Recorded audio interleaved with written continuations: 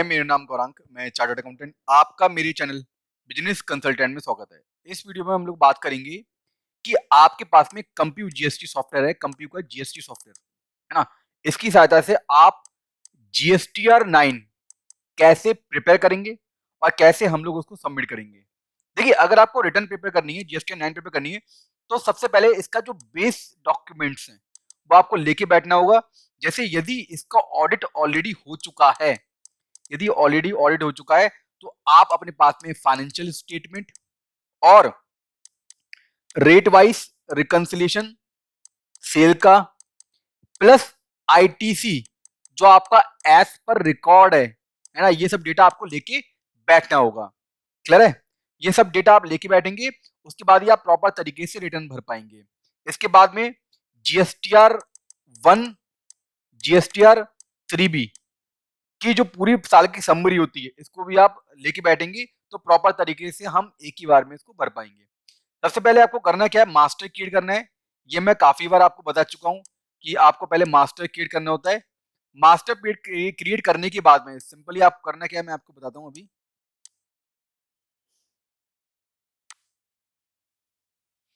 Master create करने के बाद में आपको पहले मास्टर को सिलेक्ट करना होगा। कंप्यू ऑफिस ही आपका सॉफ्टवेयर है, इसमें कंप्यू जीएसटी है। कंप्यू जीएसटी पे आपको सिंपली पहले जाना है। उसके बाद में आपको जो भी आपका मास्टर है वो आपको यहाँ पर सिलेक्ट करना होगा। मास्टर सिलेक्ट करने के बाद में जैसे एक कंपनी है, फर्म है, अमन सीमेंट स्टोर, इस पर मैं डबल क्लिक करूंगा। इसको सिलेक्ट करने के बाद में डबल क्लिक करना है। डबल क्लिक करने के बाद में हम लोग मास्टर के अंदर आ जाएंगे। मास्टर के अंदर आने के बाद में सिंपली आपको फाइनेंशियल ईयर सिलेक्ट करना है 2021, क्योंकि हमें 2021 की जीएसटी 9 भरनी है सॉफ्टवेयर के साथ साथ। 2021 का ईयर सिलेक्ट करने के बाद में, फाइनेंशियल सिलेक्ट करने के बाद में सिंपली आपको यहाँ पर सबसे पहले चेक रिटर्न स्टेटस, इस पे आपको क्लिक करना है और ओके पे क्लिक कर देना है। ओके पे क्लिक करने के बाद में ये जो भी आपने रिटर्न भरी होगी वो सब पूरी प्रॉपर तरीके से अपडेट हो जाएगी फाइनेंशियल ईयर 2021 से रिलेटेड। ये सब अपडेट होने के बाद में सिंपली आपको एनुअल रिटर्न जीएसटी 9 पे यहाँ पे आपको क्लिक करना है। राइट साइड में आप देख सकते हैं डाउन पे आपको एक बटन दे रखा है, डाउन साइड पे एनुअल रिटर्न जीएसटी 9, इस पे आपको सिंपली क्लिक करना है। क्लिक करने के बाद में सबसे पहला काम आपका क्या है, सबसे पहले आपको गेट डेटा फ्रॉम जीएसटीएन, इस पे आपको क्लिक करना होगा। अभी थोड़ा बफरिंग ले रहा है, इसको ओपन हो जाने दीजिए। फिर आप ये देख सकते हैं गेट डेटा फ्रॉम जीएसटीएन, इस पे आपको सिंपली क्लिक करना है।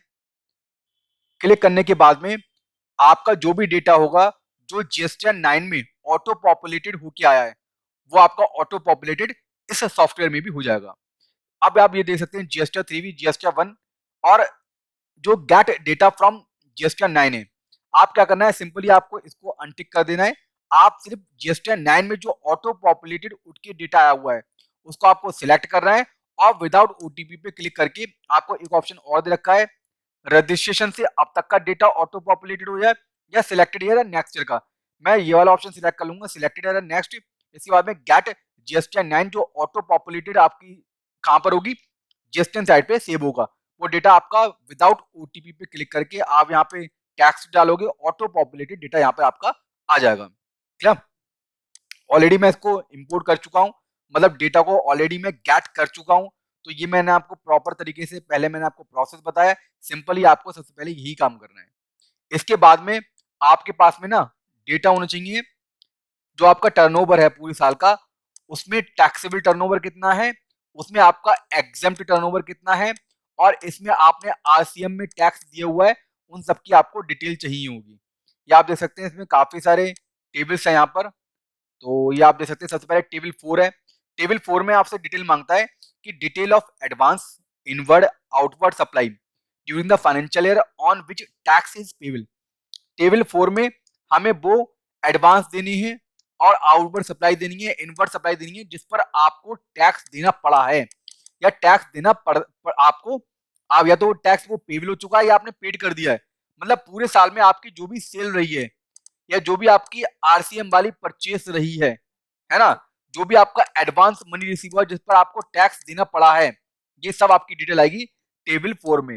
मतलब टेबल 4 में वो डिटेल देनी है जिस पर आपको टैक्स गवर्नमेंट को देना पड़ा है, वो इंफॉर्मेशन देनी है जिस पर आपको टैक्स गवर्नमेंट को देना पड़ा है। तो सिंपली आप देख सकते हैं टेबल 4 में ये आप देख सकते हैं काफी सारे कॉलम है। सबसे पहले आपको बाइफरकेट करना पड़ेगा अपनी सप्लाई को जो आपने अनरजिस्टर्ड पार्टी को करी है। इसी तरीके से जो आपने रजिस्टर पार्टी को सेल करी है उसको आपको बाइफरकेट करना पड़ेगा, टैक्सेबल वैल्यू डालनी पड़ेगी, यहाँ पे आपको टैक्स अमाउंट डालनी पड़ेगी जो भी आपकी टैक्स की अमाउंट रहती है। इसके बाद में zero rated supply, zero rated supply वो सप्लाई देनी है जिस पर आपने पहले पेमेंट कर दिया है, बाद में आपने उसका रिफंड मंगवाया बट पहले आपने पेमेंट भर दिया है। इसी तरीके से सप्लाई टू एसईजेड वो सप्लाई जिस पर आपने पहले पेमेंट कर दिया है, डीम्ड सप्लाई जिस पर आपने पेमेंट करा है। क्या इसके बाद में हम लोग इसको थोड़ा सा स्क्रॉल करेंगे, स्क्रॉल करने के बाद में आप देख सकते हैं ये वो एडवांस है जहां पर आपने पेमेंट करा है टैक्स का। एडवांस को पता ही होगा कि एडवांस पर किस केस में आपको टैक्स देना पड़ता है, सिर्फ सर्विस के केस में हमें एडवांस पर टैक्स देना पड़ता है, गुड्स की केस पर हमें एडवांस पर टैक्स देने की जरूरत नहीं है। यहाँ पे आपको आरसीएम वाली सप्लाई लिखनी है जो भी आपका, ये आप देख रहे हैं ना, inward supply on which tax is paid on a reverse charge basis. यहाँ पे आप देख सकते हैं 65,965 रुपए का फ्लाइट का पेमेंट था जिस पर आरसीएम में हमने 3298 रुपए का टैक्स पेमेंट करा है। एक तो इसका ट्रीटमेंट यहाँ पे होगा, है ना, टेबल 4 के, और आप ये देख रहे हैं जी कॉलम में, यहाँ पे हमें आरसीएम पे हमें कितना टैक्स पेमेंट करना पड़ा है, तो वो हमने टोटल टैक्सेबल वैल्यू डाल दी, है ना, 65,965, इस पर 3298 रुपए का हमारा टैक्स बनता है ना, आईजीएसटी वो हमने पेमेंट कर दिया। एक तो यहाँ दिखाएंगे और एक टेबल 9 में, टेबल 9 में भी इसका ट्रीटमेंट होगा। टेबल 9 में जो आपका इंटीग्रेटेड टैक्स है 3298 टैक्स टेबल में हम जो आरसीएम वाला है, देखिए टेबल 9 में वो सब पेमेंट आएगा जिसकी वजह से आपको गवर्नमेंट को टैक्स पे करना पड़ रहा है ना, कितना टैक्स पूरा प्रॉपर तरीके से पेबल है। तो इंटीग्रेटेड टैक्स 3298 जो आपका आरसीएम वाला था, ये तो आपका आउटवर्ड सप्लाई पे टैक्स था, ये आपका आरसीएम वाला टैक्स है ना। तो ये आप डालोगे यहाँ पर, देखिए आरसीएम वाला जो मैंने ना, आपको जो भी गवर्नमेंट को टैक्स देना पड़ रहा है वो सब अमाउंट आपकी टैक्स पेबल में आएगी। क्लियर?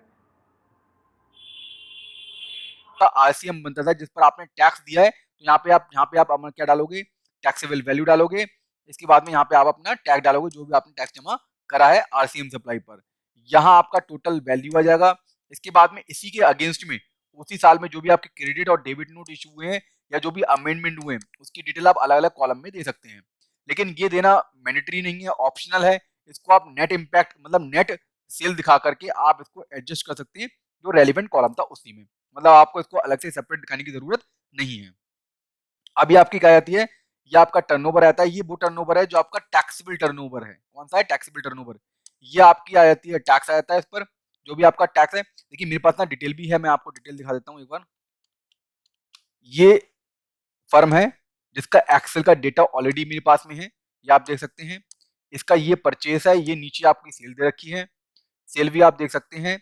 सेल आपकी रेट वाइज बाइफर्केशन मेरे पास में ऑलरेडी है, मैंने आपको कहा भी था कि रेट वाइज आप बाइफर्केशन करके रखिए। मेरे पास में B2B B2C दोनों सेल है। टोटल अमाउंट सेल की कितनी है, 6,62,62,62,63 रुपए। अब मैं अपने 9 से मैच करूंगा, 6,62,62,62,62,हजार 792 रुपए, कोई दिक्कत नहीं, 1 रुपए का अंतर आ रहा है।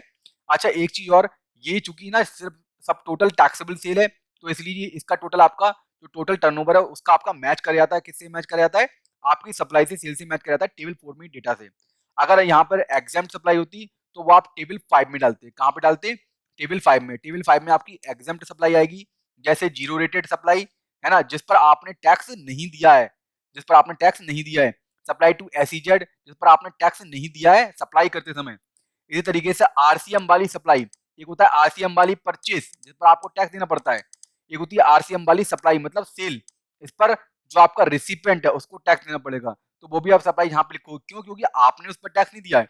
इस तरीके से एग्जाम्प्टेड, निल रेटेड, नॉन जीएसटी सप्लाई ये आपको अलग अलग करके दिखानी पड़ेगी, लेकिन ऑप्शन है आपके पास में, आप इसको बाइफर्केट ना करके आप टोटल अमाउंट एग्जाम्प्ट में डाल सकते हैं। क्लियर है? इसके बाद में इससे रिलेटेड क्रेडिट और डेबिट नोट आप चाहे तो इसको अलग करके दिखा दें, अदरवाइज इसको एडजस्ट करके दिखा सकते हैं टेबल 5 के डी कॉलम में। क्लियर है? तो ये आपकी एग्जाम से रिलेटेड डिटेल थी, और इसका टर्नओवर आपको अपने फाइनेंशियल, यहाँ पे जो टर्नओवर आ रहा है इसको आपको अपने फाइनेंशियल से मैच करना है। फाइनेंशियल मेरे पास में ऑलरेडी है, फाइनेंशियल मैं आपको एक बार दिखा देता हूँ, मैं एक बार आपको फाइनेंशियल भी दिखा देता हूँ इसका। फाइनेंशियल ऑलरेडी मैंने डाउनलोड कर रखा था, एक मिनट में दोबारा से फाइनेंशियल ले लेता हूँ। ये आपका फाइनेंशियल हो गया, ये आपका फाइनेंशियल है अमन सीमेंट स्टोर। इसमें आप स्क्रॉल करेंगे आप टर्नओवर देख सकते हैं 6,62,62,793 रुपए। क्या ये आपका मैच कर जाता है, 6,62,62,792 रुपए, कोई दिक्कत नहीं, 1 रुपए का अंतर आया है, कोई ऐसी दिक्कत की बात नहीं है, ठीक है ना। इसको आपको 1 रुपए को मैं क्या कर देता हूँ, इसको थोड़ा सा एडजस्ट कर लेता हूँ यहाँ पर, यहाँ पे मैं कर देता हूँ 9, है ना। अब ये मेरा हो गया 6 62 62 793 रुपए, क्लियर। ये आपका मैच कर गया फाइनेंशियल स्टेटमेंट से। इसके बाद में टेबल 4 हो गई आपकी कंप्लीट, और टेबल 5 हो गई। इसके बाद में हम लोग चलते हैं पार्ट सेकंड में। ये आपका पार्ट 1 था, बेसिक डिटेल थी आपकी पार्ट 1 में, है ना। टेबल काफी सारी थी, 1 2 3। फाइनेंशियल ईयर पूछ रहा था आपसे, जीएसटी नंबर पूछ रहा है, लीगल नेम पूछा, ट्रेड नेम पूछा। इसके बाद में पार्ट सेकंड में टेबल 4 है, टेबल 5 थी, ये आपकी दोनों सप्लाई से रिलेटेड थी। पार्ट थर्ड में हम लोग देखेंगे टेबल 6, ये आपकी आईटीसी से रिलेटेड है। ये आप देख सकते हैं टेबल 6 के ए कॉलम में डेटा ऑटो पॉपुलेटेड उठ के आता है जीएसटी 3बी से। कहां से उठ के आता है? जीएसटी 3बी से। इसको आपको बाइफरकेट करना होगा। कैसे बाइफरकेट करना है? इसको आपको बाइफरकेट करना होगा कि भैया इनवर्ट सप्लाई जो आपने माल परचेज करा है, वो आप उस पर उसमें आपने जो टैक्स पे करा हुआ है अदर देन आरसीएम वाला, अदर देन आरसीएम वाली जो भी आपकी इनवर्ट सप्लाई है, उस पर आपको टैक्स कितना बना। इनपुट उसमें कौन सा, पहले तो आपको बाइफरकेट करना पड़ेगा कौन सा इनपुट है, कैपिटल गुड्स और इनपुट सर्विस है। मतलब जो आपने आईटीसी क्लेम करा है वो इनपुट गुड्स से रिलेटेड है, कैपिटल गुड्स से रिलेटेड है, या इनपुट सर्विस से रिलेटेड है। इस तरीके से आपको पहले बाइफरकेट करना होगा। हालांकि ऑप्शन दे रखा है तो टोटल अमाउंट हमने इनपुट में डाल दी है। ये कौन सी इनवर्ड है? ये वो इनवर्ड है जो आरसीएम वाली नहीं है, अदर देन आरसीएम वाली।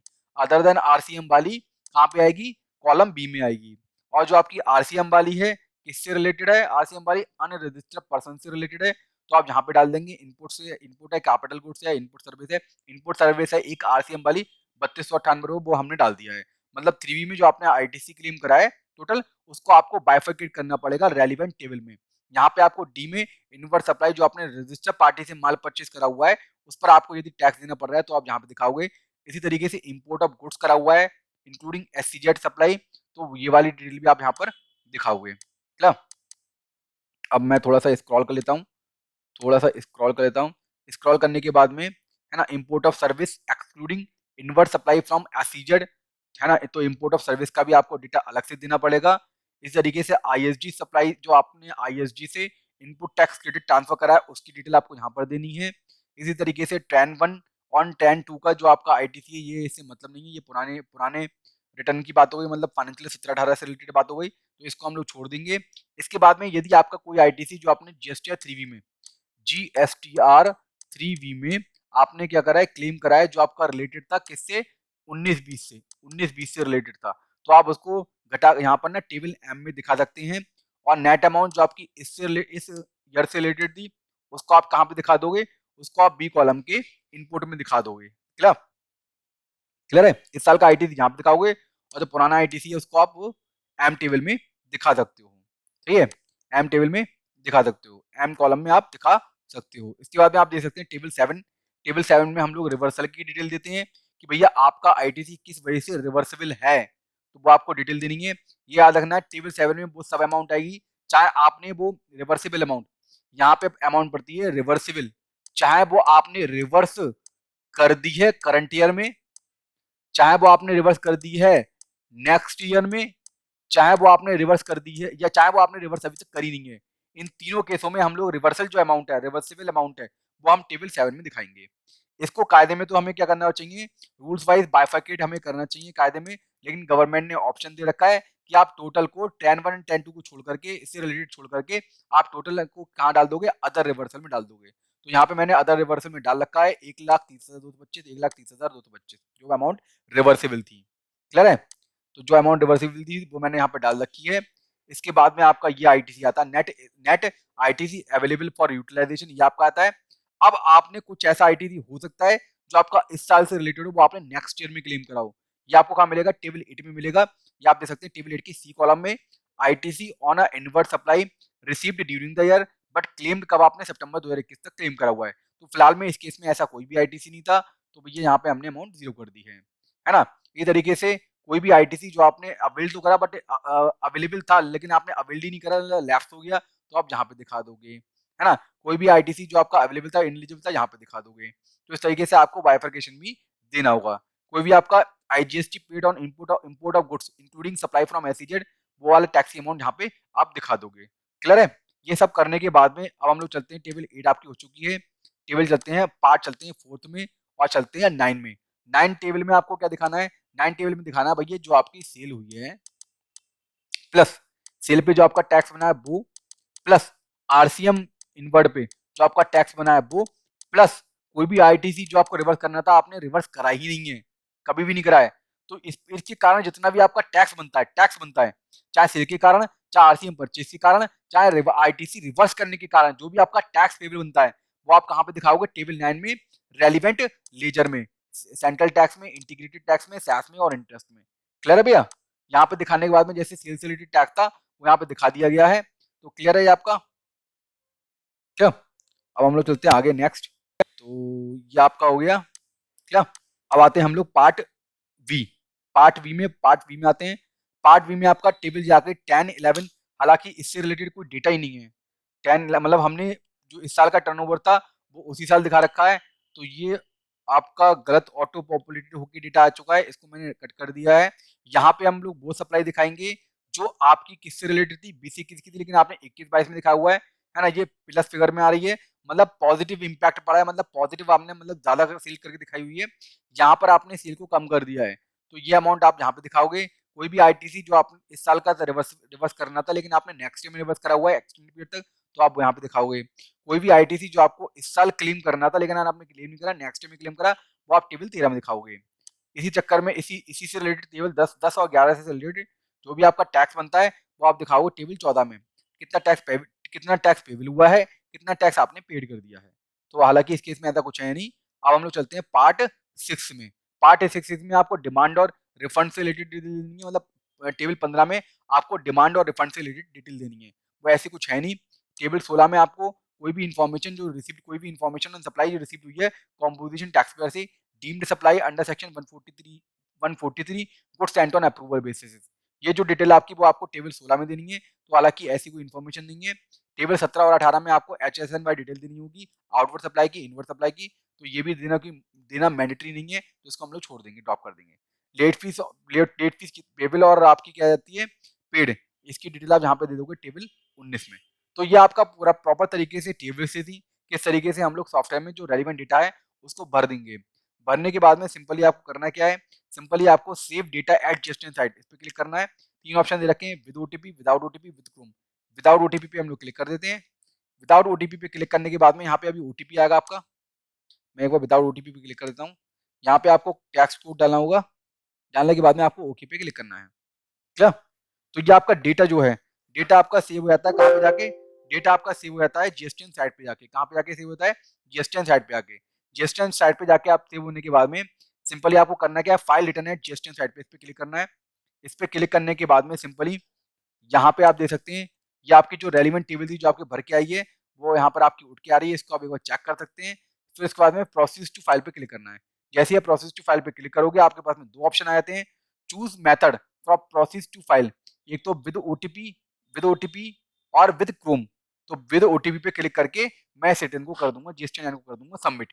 तो ये पूरा प्रोसेस था कि किस तरीके से आप सॉफ्टवेयर का यूज करके, सॉफ्टवेयर का इस्तेमाल करके आप अपनी जीएसटीएन प्रिपेयर करोगे और उसको पहले डेटा को सेव करोगे, फिर उसके बाद में उसको अपलोड करोगे और डाटा कैसे आप गेट करोगे।